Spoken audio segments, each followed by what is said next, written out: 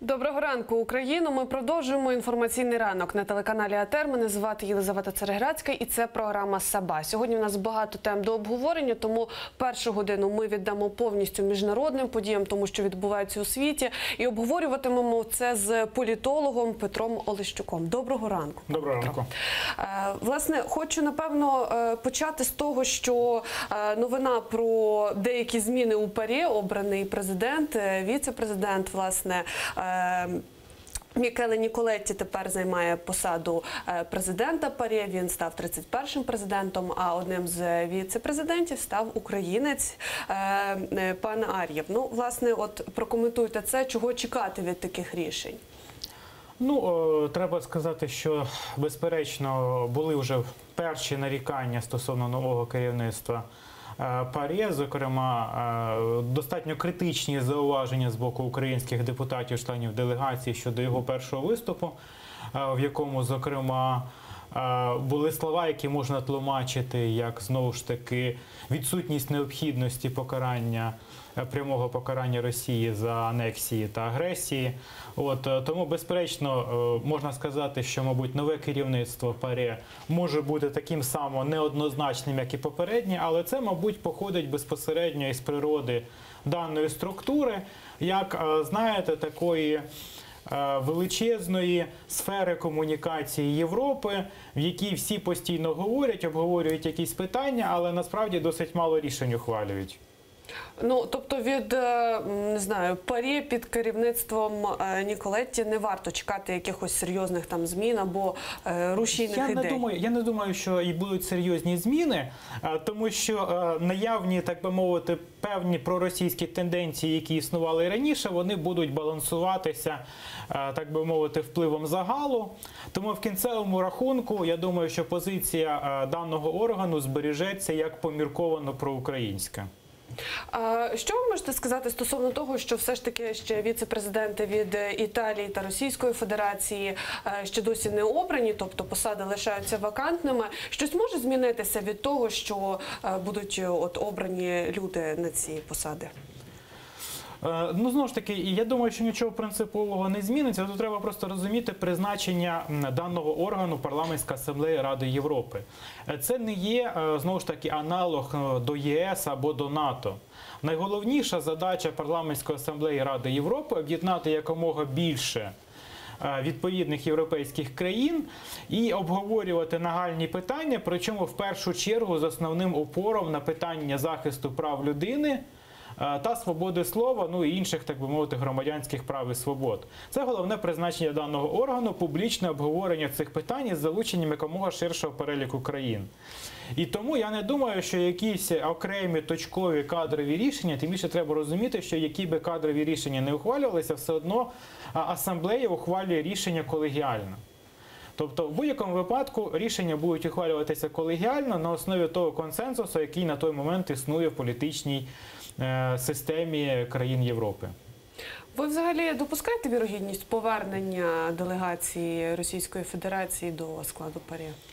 Я думаю, що це питання буде підніматися, в мене немає найменших сумнівів. Я думаю, що, безперечно, будуть і окремі делегати, і, знову ж таки, можливо, навіть групи делегатів, які будуть це підтримувати. Ми знаємо ті аргументи, які висловлювалися на підтримку даної ідеї. Зокрема, стосовно того, що це, знову ж таки, потрібно для того, аби Росія не виходила з відповідних домовленостей щодо захисту прав власних громадян. Але я не думаю, що це справді дозволить повернути делегацію Росії без якихось, знаєте, суттєвих, принципових змін і в російській політиці, і в сприйнятті російської політики. Ну, наприклад, я веду мову про реалізацію мінських домовленостей. Тобто, якщо, наприклад, Росія в цьому напрямку зможе прорвати відповідну зовнішньополітичну блокаду, то зрозуміло, що ПАРЄ одразу відреагує і може відреагувати досить позитивно. Але зрозуміло, що це не буде стосуватися безпосередньо роботи ПАРЄ і тих рішень, які там ухвалюються.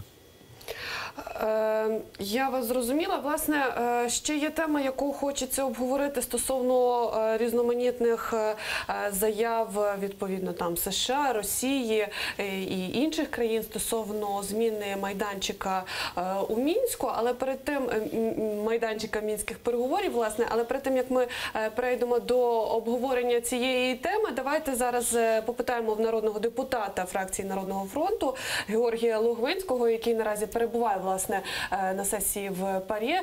Що там відбувається? Пане Георгію, ви чуєте нас? Доброго ранку, я вас чую. Доброго ранку. Ну, власне, ваш коментар хотілося б почути, як пройшло засідання, як взагалі проходить сесія, чого чекати?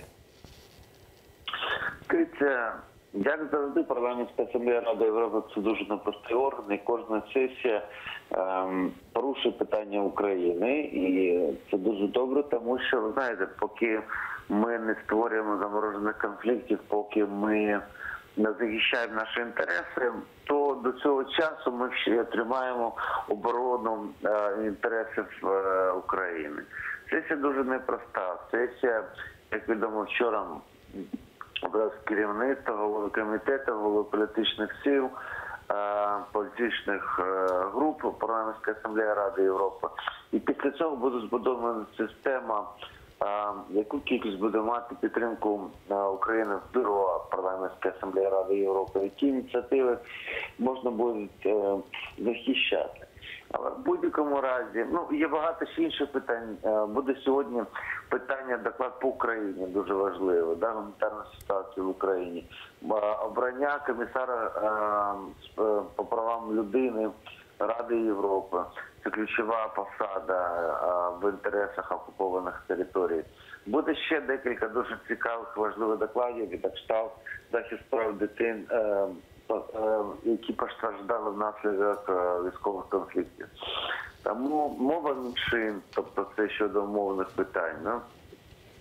Тому в даному випадку нам треба відстоювати наші інтереси, поправки, які подаває українська делегація. І, безумовно, я думаю, що у нас є над чим ще працювати.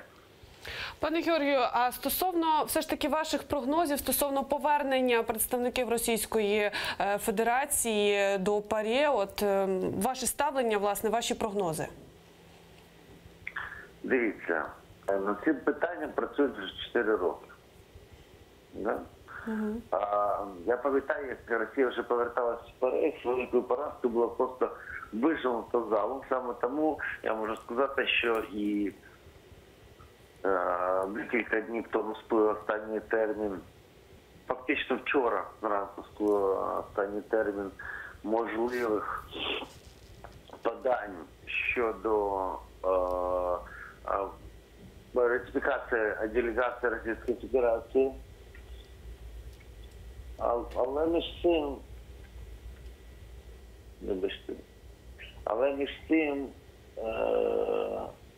Росія не подала власне креденшал, не подала документи на ратифікацію, тому що вона знає, що вона не має шансу повернутися. Але все може змінитись, тому що є великий лобізм з Російської Федерації, з боку Російської Федерації, є велика кількість прихильників Російської Федерації, але вони так звані приховані. Вони бояться підняти голову, тому що знають, що одразу ми будемо реагувати. Тому наше завдання дуже просте. Ми повинні зробити такі можливості, щоб загалом парламентська асамблея Ради Європи тримала хвилю підтримки України. І для того, щоб не було можливості від вправо чи вліво. Ми 4 роки захищаємо інтереси і будемо далі захищати інтереси України, для того, щоб з нас це не було знято. Я вас зрозуміла. Дуже вам дякую за ваші коментарі, за те, що знайшли час долучитися до нашого ефіру. Я нагадаю, що з нами на зв'язку телефоном був Георгій Логвинський, народний депутат фракції «Народний фронт».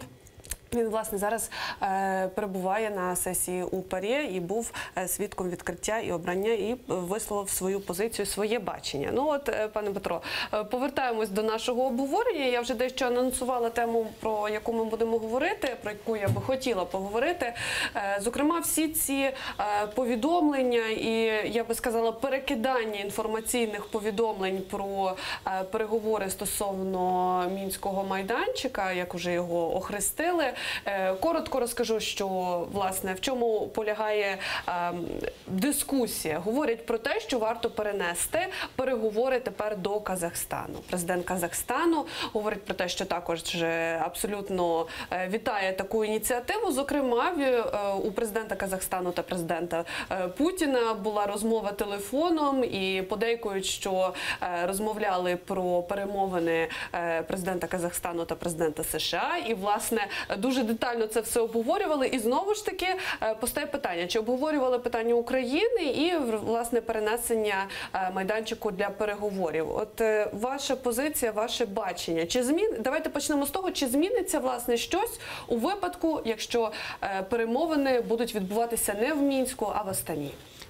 Ну, як на мене, зараз обговорення саме місця проведення перемовин – це певне, так би мовити, формальне питання, яке виноситься на передній план, можливо, в тому числі для того, щоб приховати певні більш змістовні процеси, які зараз відбуваються. Я бачу, починаючи із кінця минулого року, виразні спроби перезапустити мінський процес, надати йому, так би мовити, якогось нового руху, тому що протягом всього 2017 року особливих успіхів в плані реалізації мінських домовленостей не спостерігалося. Але вже всередині листопада, ми пам'ятаємо, відбулася зустріч у форматі Путін-Медведчук. Там ще тоді з залученням безпосередньо представників Російської православної церкви, на якій вперше було озвучено ідею про початок обміну полонених. Потім ми пам'ятаємо, що цей процес завершився безпосередньо наприкінці минулого року масштабним обміном полонених, при тому, що було проголошено про те, що обмін відбувається у форматі всіх на всіх, але у декілька етапів. На початку вже цього року, 10 січня, відбулася друга зустріч Медведчук-Путін. Після неї проголошено про другий етап обміну полонених. Це досить важливо, як на мене, тому що обмін полонених – це 6-й пункт мінських домовленостей. Причому, що всі учасники, вони підкреслюють саме про обмін всіх на всіх, тобто саме про реалізацію бодай одного пункту мінських домовленостей, бодай знову ж таки у гуманітарній частині.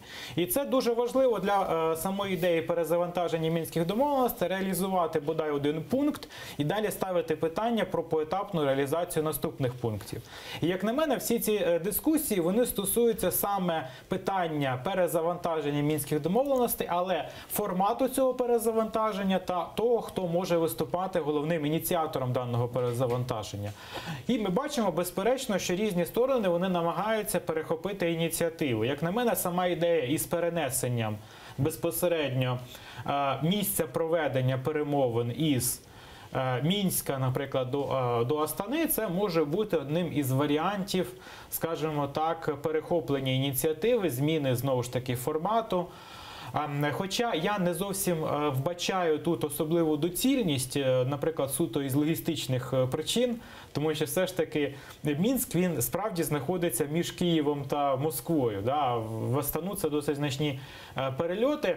Ну, але зрозуміло, що, можливо, в цьому безпосередньо вбачають якісь можливості знайти нового посередника і на основі цього перезавантажити сам процес. Тобто, якби не стояли питання про перезавантаження мінських домовленостей та мінського процесу, то, мабуть, би ніхто не ставив питання про зміну безпосередньо місця перебування. Тому що, якби, наприклад, якби домовленості відбувалися, наприклад, проводилися у форматі лише пустопорожніх розмов, то, в принципі, немає великої різниці, де їх проводити. В Мінську, в Астані там, чи, наприклад, в Дубаї. Да? А якщо справді ми ведемо мову про перезавантаження мінського процесу, про наповнення мінського процесу якимось, знову ж таки, новим смислом, але на основі тих домовленостей, які були, то, власне кажучи, я особливо тут саме таким чином пропоную розглядати безпосередньо цю дискусію.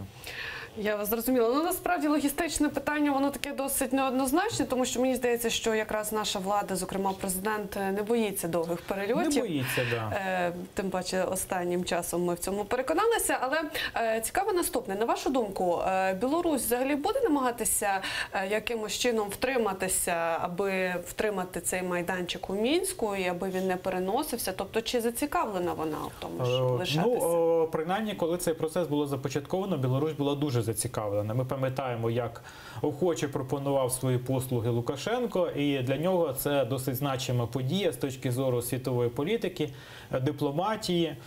це дозволяє йому займати нішу, принаймні претендувати на нішу, скажімо так, незалежного політичного гравця, тому що, власне, він і пропонував Мінськ як місце проведення відповідних перемовин, саме як такого собі незалежного суб'єкта, який виглядає прийнятним для усіх безпосередньо сторін конфлікту. Тому я думаю, що він просто так цю дипломатичну перевагу не погодиться віддати.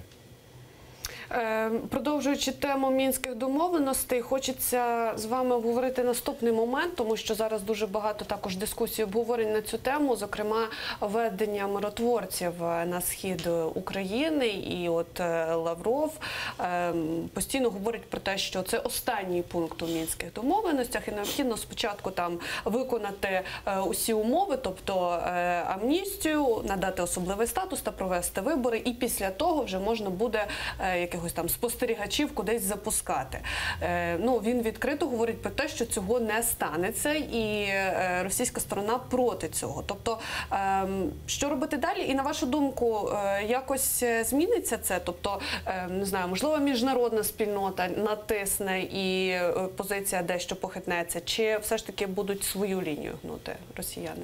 Ну, тут є кілька таких моментів. Справді, тут треба сказати, що миротворців справді в мінських домовленостях немає. Тобто це певна спроба, скажімо так, конкретизувати, розширити, уточнити мінські домовленості, але в принципі всі суб'єкти мінських домовленостей мають всі, так би мовити, права сказати, що ніяких миротворців там немає, і вони, в принципі, будуть праві. Щодо тих пунктів, які ви сказали, тут такий цікавий нюанс, що вони всі, зокрема, це і амністія, це і особливий статус, це і закріплення децентралізації в Конституції України, і зрештою проведення виборів. Це все складові частини плану Медведчука, який, зокрема, представляє, що саме цікаве Україну безпосередньо у цих перемовинах. Тобто, мабуть, участь Медведчука, вона в цьому контексті є не випадковою.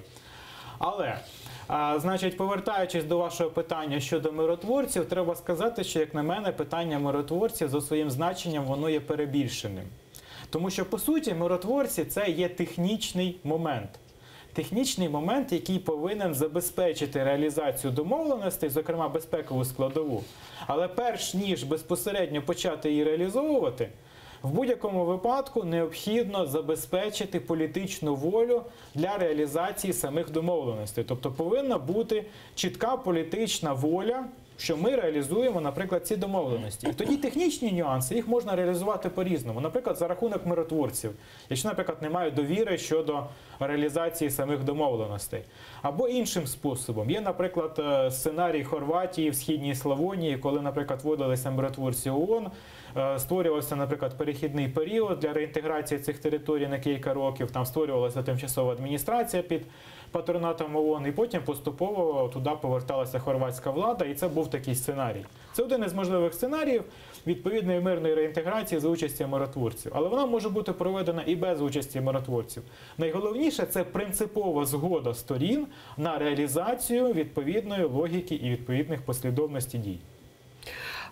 Взагалі, от ваші очікування там стосовно сесії у ПАРЄ, от зараз яка проходить, чи варто чогось на щось таке чекати серйозне, що там якось змінить ситуацію, або ж якихось рушійних таких кроків, які там, наприклад, дадуть певні перспективи, принаймні в найближчому майбутньому, до якихось змін? Як ви вважаєте? Ну, я, чесно кажучи, більше очікую від наступної зустрічі в форматі Сурков-Волкер, яка буде найближчим часом. Можливо, після неї, хоча там насправді дуже мало інформації, як то кажуть, іде назовні, але щонайменше це, як на мене, більше очікувань. Тому що є, з одного боку, дипломатія неофіційна, якою, наприклад, займається Сурков-Волкер там, або інші суб'єкти відповідних перемовин. Є дипломатія більш, скажімо так, публічна, яка виноситься ззовні. Це, наприклад, дипломатія, яка здійснюється у форматі ПАРЄ. І треба розуміти, що часто і в цій ситуації, яку ми зараз, наприклад, маємо в нашій країні, можливо, перший варіант, перший напрямок дипломатичної роботи, він може бути більш продуктивним. Але ж, ну, знову ж таки, хочу попитати вашої думки, тому що насправді дуже багато чую тез про те, що такі зустрічі у форматі «40 Волкер» насправді це просто певні маркери, що в принципі тривають переговори і є певний зв'язок. І чогось конкретного від таких перемовин, там, телефоном або особистих навіть зустрічей чекати не варто. Тобто я так розумію, що ви є опонентом цієї думки, правильно? Ну, зрозуміло, що ми поки що нічого конкретного справді не побачили. Мабуть, на це є певні об'єктивні і суб'єктивні причини. В будь-якому випадку всі ці зустрічі, вони здійснюються людьми, які мають певний обмежений мандат. І цей мандат видається політичним керівництвом країни. І поки політичне керівництво принципово не вирішить питання, що, наприклад, ми це завершуємо, і шукаємо шляхи для порозуміння, от тоді в дію вступають такі, наприклад, комунікатори, які безпосередньо і дозволяють напрацювати механізм, яким чином цього досягнути. Але допоки немає такого принципового політичного рішення і допоки перемовини використовуються як механізм затягування часу, заробляння політичних балів, але нереального врегулювання, ну, зрозуміло, що до того часу всі ці зустрічі, вони якогось, знаєте, серйозного, вагомого результату приносити не будуть. А що ви можете сказати про ООН? Тому що, зокрема, ми вже чули повідомлення про те, що питання України, зокрема те, що відбувається на окупованих територіях, це там одна з тем, яку збираються розглядати в ООН цього року. Ну, ООН показала себе взагалі в питаннях нинішнього, так би мовити, україно-російського конфлікту, мабуть, не з найкращого боку вже з перших днів цього конфлікту.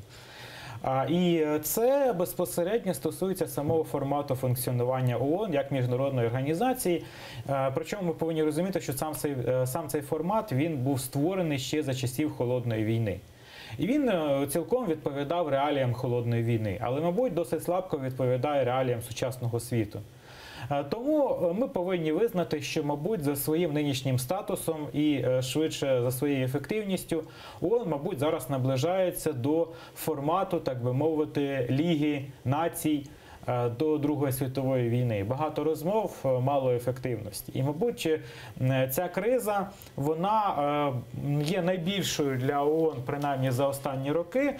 І від того, чи знайде зрештою ООН якусь відповідь чи ні, і буде взагалі показана значимість даної структури і потрібність її в сучасному світі. Тому що зараз ефективність ООН не виходить за межі просто майданчику для діалогу між великими країнами сучасного світу. Але треба розуміти, що великі країни, вони мають, в принципі, можливості для прямої комунікації між собою.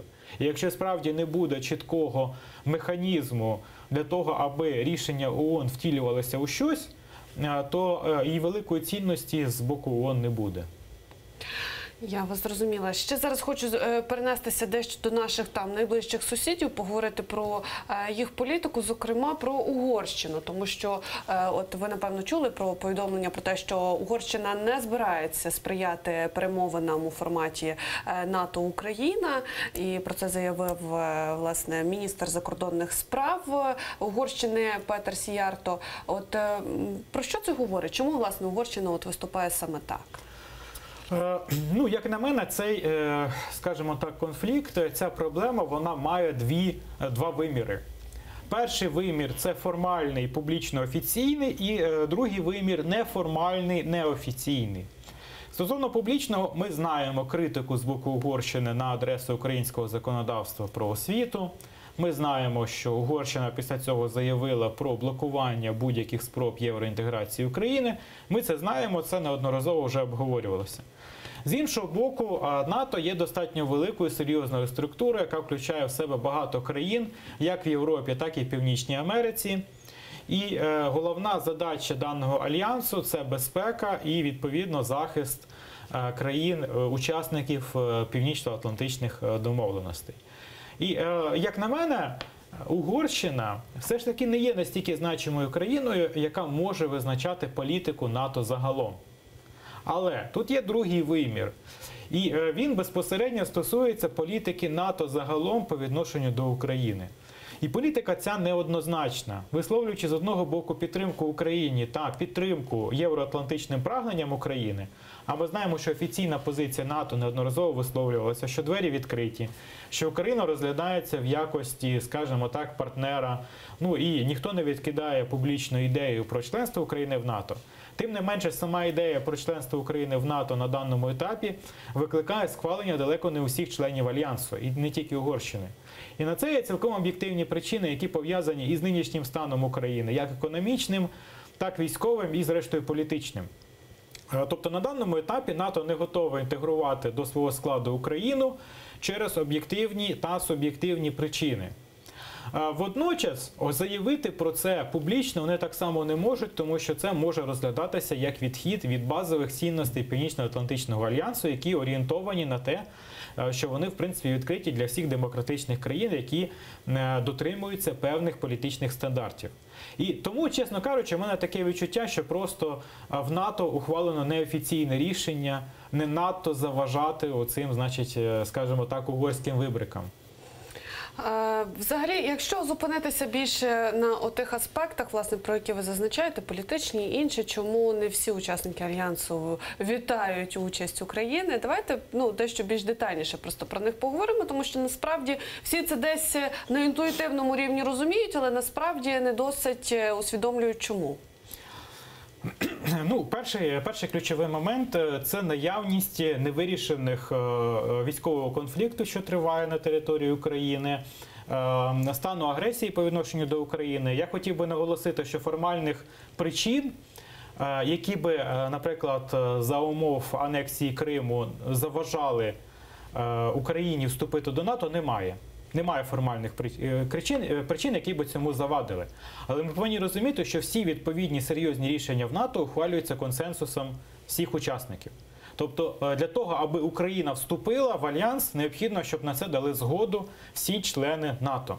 І треба розуміти, що нинішня ситуація, в якій перебуває Україна, ситуація, коли частина території відкрито анексована, частина території перебуває в стані військової агресії, я не думаю, що це є доброю рекламою для вступу України до НАТО з точки зору прагматичних інтересів інших країн-членів НАТО. Ну і крім того, не забуваємо про стан української армії, про стан української економіки. Це також не ті чинники, які безпосередньо сприяють популяризації ідеї вступу України до НАТО. При цьому НАТО не може сказати, що от ми, наприклад, закриті для України, тому що у вас є економічні, політичні та військові проблеми, а також через те, що, наприклад, ми не хочемо завдяки вам вступати в Третю світову війну з Росією. Ну, вони про це сказати публічно не можуть, але це, знову ж таки, передбачається певним чином.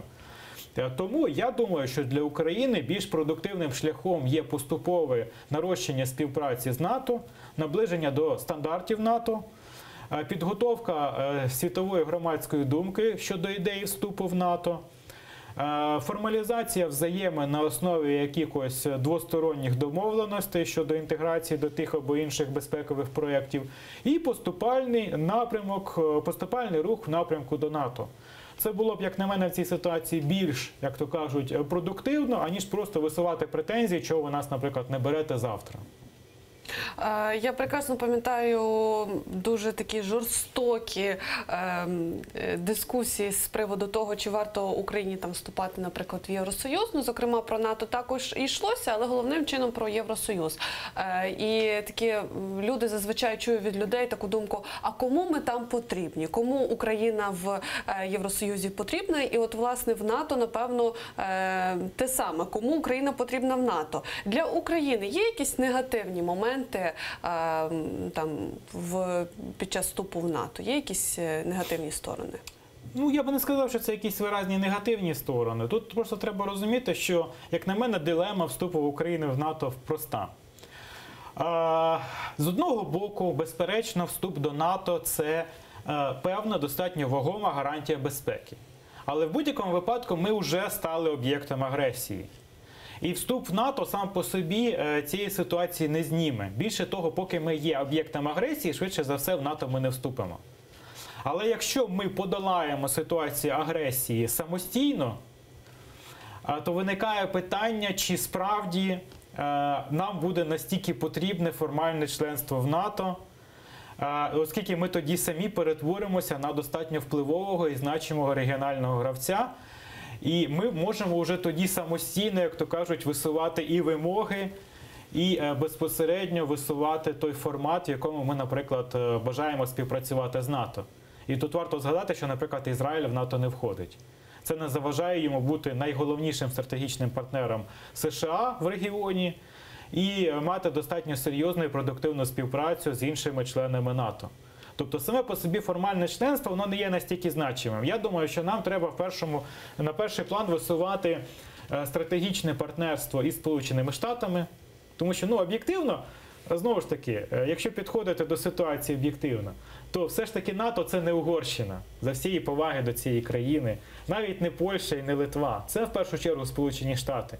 Якщо ми будемо співпрацювати продуктивно із Сполученими Штатами, і Сполучені Штати будуть сприймати нас як основного базового союзника в регіоні, зокрема на пострадянському просторі в Східній Європі, то я думаю, що ми і без членства в НАТО будемо одержувати і військову підтримку, військову допомогу, і найширшу допомогу в усіх сферах, так би мовити, зовнішньополітичної діяльності. Тому я думаю, що треба сконцентруватися на цьому. А якщо буде потрібно, це зрештою можна буде формалізувати і у членстві в НАТО. Або, зрештою, створити якийсь, скажімо так, власний зовнішньополітичний альянс із сусідніх країн, який би був орієнтований саме на стримування відповідних загроз в Східній Європі. Такий сценарій теж виключати не можна. Тому що все одно мова йде не про якусь найближчу перспективу, там завтра, післязавтра. Мова йде про роки і десятиліття. Мені дуже хочу зупинитися дещо саме на вашій фразі про те, що Україна як союзник у НАТО і мати союзника як США. І дуже багато, я просто чую навіть в обговоренні, дуже багато тез про те, що насправді думок, нехай не тез, а думок, бачень, що насправді Україна – це просто такий розмінний матеріал між оцими двома державами, Російською Федерацією та США, власне, і в принципі Україна як така на тому етапі розвитку, на якому вона зараз перебуває, вона не може бути союзником в принципі. І що ви або сидите на голці, неважливо якій нафтовій чи будь-якій іншій, або Російської Федерації, або Америки. Тобто або туди, або сюди. І от що ви скажете в принципі стосовно такої думки? Я скажу, що справді, мабуть, для того, аби бути союзником, треба бути суб'єктом. Для того, щоб бути суб'єктом, треба мати політичну еліту, яка планомірно реалізує відповідні геополітичні проекти протягом багатьох років чи, можливо, навіть десятиліть. У нас поки що цього немає. От ви казали про відповідні дискусії, які точилися щодо членства України в ЄС стосовно НАТО. Ще років 10 тому це була ідея, яка підтримувалася буквально політичними маргіналами. А найбільш популярною була ідея, наприклад, про нейтралітет. Тобто якоїсь послідовної політики і позиції у нас немає. І зрозуміло, що з такою країною співпрацювати і розглядати її тим більше в якості союзника важко. І це об'єктивні причини. То поки ми не покажемо свою суб'єктність, то зрозуміло, що з нами ніхто не буде відповідним чином рахуватися як з потенційним союзником. Тому що союзник – це не той, по відношенню до кого ти здійснюєш якусь, так би мовити, благодійну діяльність. Це той, хто може так само тобі допомогти. Об'єктивно, Україна може бути союзником будь-якої значимої світової держави. У нас є відповідні потенційні ресурси, як, знову ж таки, економічні, так, наприклад, і військові ресурси. Тому що об'єктивно у нас є досить значна, принаймні, чисельна армія, яка має бойовий досвід і має відповідні можливості реалізовувати бойові задачі. І в цьому контексті ми можемо бути привабливим, знову ж таки, військовим союзником. Але можемо бути не означає, що ми є і будемо найближчим часом. Для цього треба мати, відповідно, стратегічну політику, стратегічні підходи. Треба мати державницьку еліту, яка би чітко встановлювала для держави орієнтири та напрямки розвитку. Ну і, відповідно, саме таким чином. Ще хотіла би поговорити, зачепити тему. Сьогодні починається економічний форум, уже 48-й за рахунком у Давосі. І там, зокрема, є українська делегація, наші представники. І триватиме він 4 дні. І протягом цих 4 днів, зокрема, от президент Порошенко, планується, що він має провести там більше, ніж 20 зустрічей. От, власне, на ваш погляд, чого чекати від цих зустрічей і від самого форуму, від обговорень і так далі? Наскільки я розумію, цей форум цього року, він, так би мовити, очікується достатньо виразним політичним спрямуванням. Хоча, знову ж таки, теоретично він в першу чергу повинен забезпечити вирішення економічних питань. Я думаю, що сам по собі форум, він не може мати якийсь достатньо серйозний, проривний, скажімо так, ефект.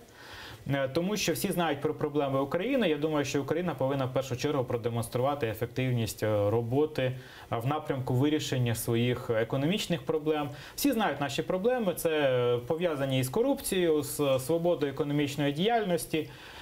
І нам треба, от для того, щоб їхати на відповідні форуми, нам треба, зрештою, озброїтися вже якимись конкретними результатами. Конкретними результатами в плані боротьби з корупцією.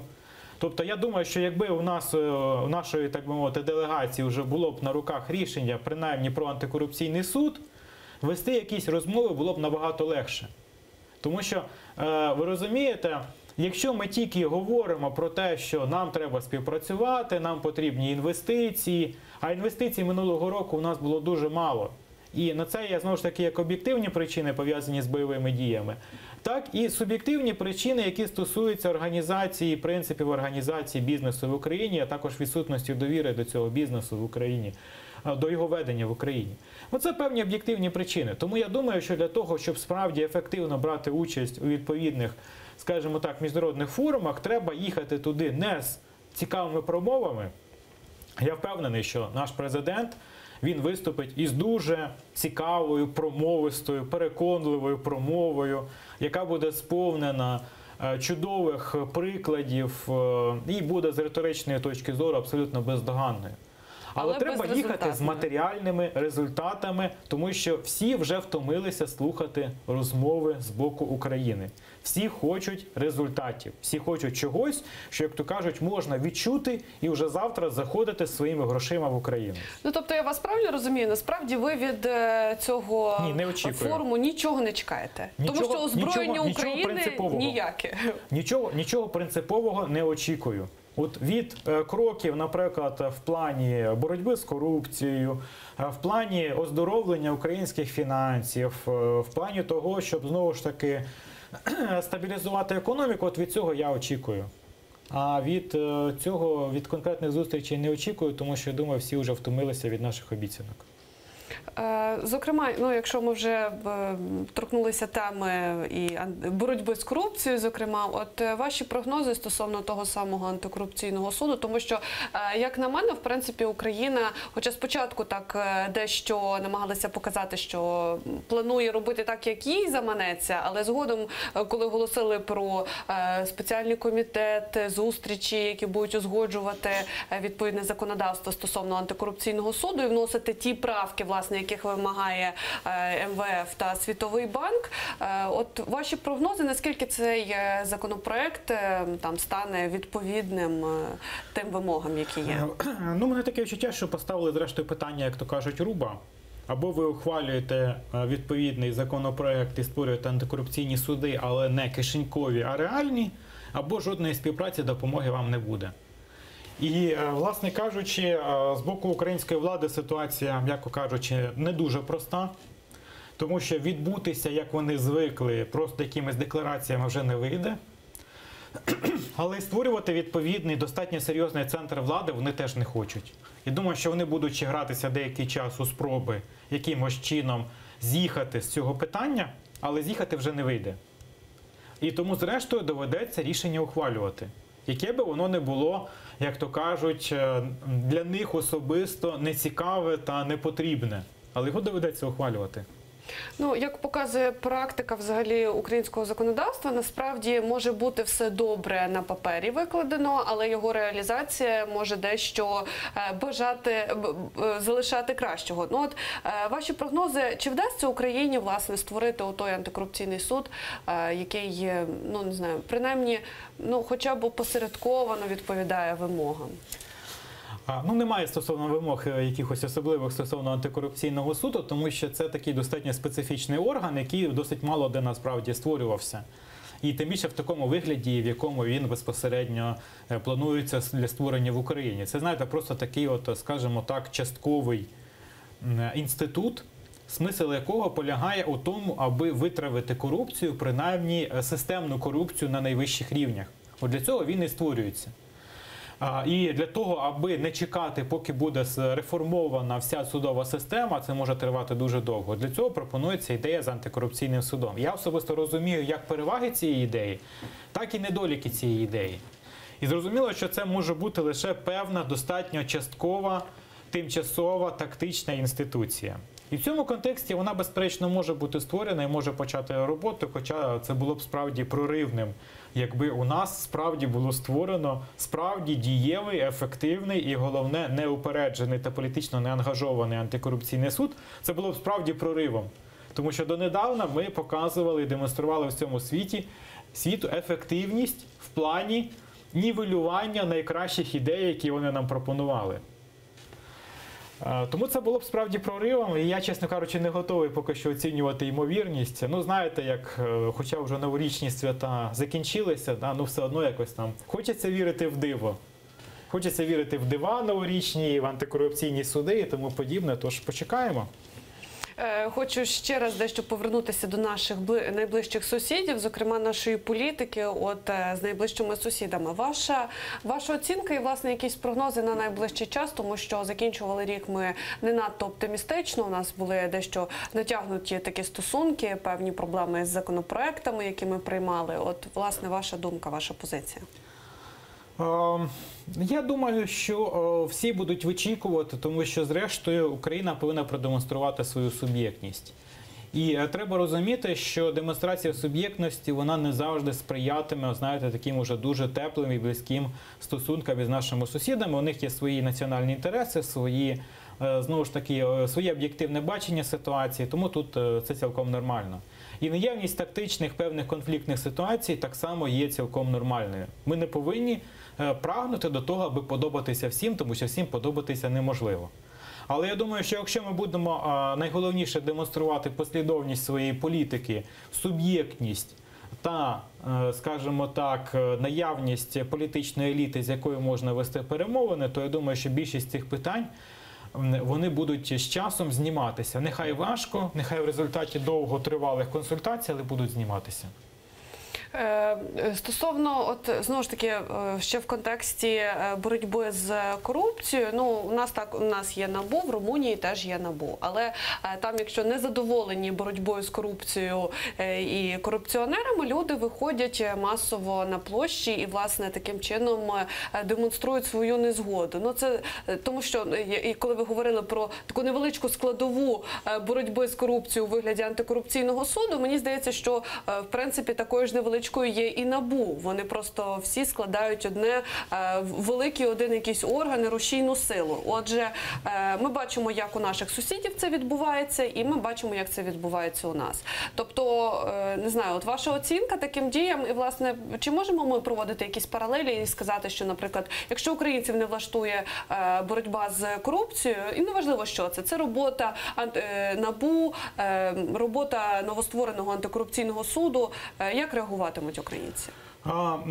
Ви знаєте, я оце сиджу і думаю, що, мабуть, якби у нас були такі проблеми із боротьбою з корупцією, як в Румунії, то ми, мабуть, щонайменше місяць святкували би з цього приводу, тому що, справді, в Румунії було останнім часом показано дуже ефективна боротьба з корупцією. І от ви розумієте, просто завдяки цій ефективності суспільство визріло до того, аби ставити питання про ще більш системну боротьбу з корупцією. А що у нас ми бачимо? У нас ми бачимо, що це стосується всієї правоохоронної системи, що фактично ніхто не несе жодної відповідальності ні за що.